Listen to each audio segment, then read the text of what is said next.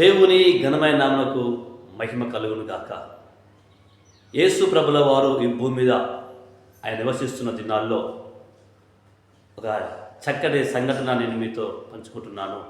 ఈ సమయమందు ఆయన అనేకమైన ప్రాంతాలు తిరుగుతూ సంచరిస్తూ గ్రామాల్లో పట్టణాలు దేశములు సంచరిస్తూ తిరుగుతున్న దినాల్లో యేసు ప్రభుల వారు ప్రాంతానికి వచ్చి ఓ కొండ ఎక్కి ఆయన ప్రజలను చూసినప్పుడు ఆ ప్రాంతంలో ఉన్న వాళ్ళందరూ కూడా రకరకాలైన భారాలతోటి ఉన్నారు. కొంతమందికి అనారోగ్యమైన భారంతో ఎంతో బాధపడుతూ ఏడుస్తూ ఉన్నారు. కొంతమందికి అప్పుల బాధతో బాధపడుతూ నలిగిపోతున్నారు.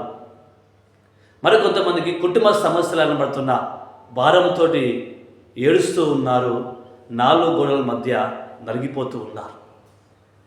శత్రువు అనే భారంతో, ఇంకా స్నేహితులే వాళ్ళకు ఎంతో భారంగా ఉండి ఇబ్బంది పడుతున్న దినాల్లో యేసు ప్రభుల వారు వాళ్ళందరినీ చుట్టూ చూస్తూ వారు మొయ్యలేనంత భారాలు వారు మోస్తుండడము యేసు ప్రభుల వారు గమనించి వారి వైపు చూస్తూ యేసు ప్రభుల వారు అంటున్నాడు,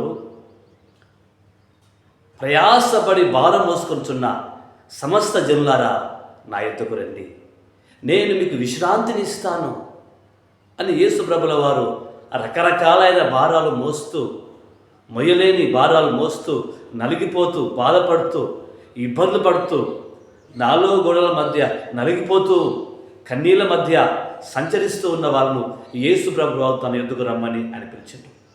దేవుని బిడ్డారా, దైవజనాంగమా, మత్తయి సువార్త 11:28 ఈ విధంగా యేసు ప్రభువు వారు సెలవిస్తూ ఉన్నాడు, ప్రయాసపడి భారం మోస్తున్న సమస్త జనులారా నా యొద్దకు రండి.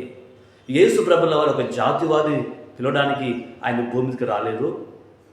ఒక ప్రాంత ప్రజలను పిలవడానికి రాలేదు.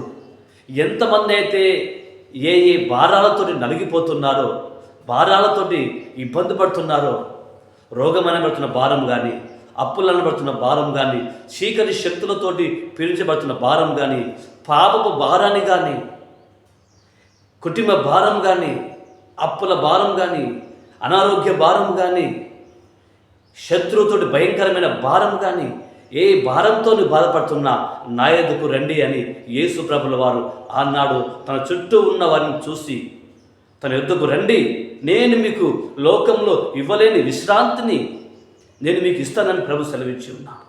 అప్పుడు యేసు ప్రభుల దగ్గరికి వచ్చిన ఆయన మాటల్ని విని ఆయన దగ్గరికి వచ్చిన వాళ్ళందరూ కూడా వారి భారాల నుంచి వాళ్ళు విడుదల పొందినట్లుగా దేవుని యొక్క వాక్యం మనకు తెలియజేస్తూ ఉన్నది.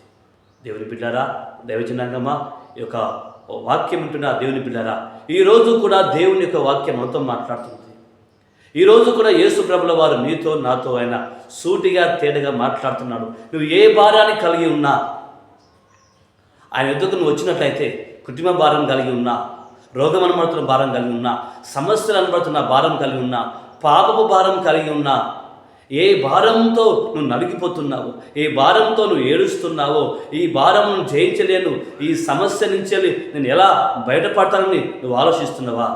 అయితే యేసు నిన్ను పిలుస్తున్నాడు తన యొద్దకు రమ్మని.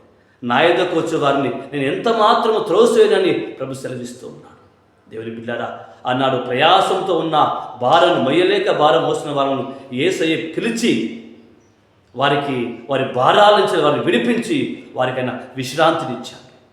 యేసు ప్రభువు వారి భూమికి భారం తొలగించి విశ్రాంతిని ఇవ్వడానికి, లోకము ఇచ్చే విశ్రాంతి కాదు, లోకం ఇచ్చే నెమ్మది కాదు, లోకం ఇచ్చే తృప్తి కాదు, యేసయ్య ఇచ్చే తృప్తి, యేసయ్య ఇచ్చే విశ్రాంతి, అది ఎప్పటికీ నిలిచేది.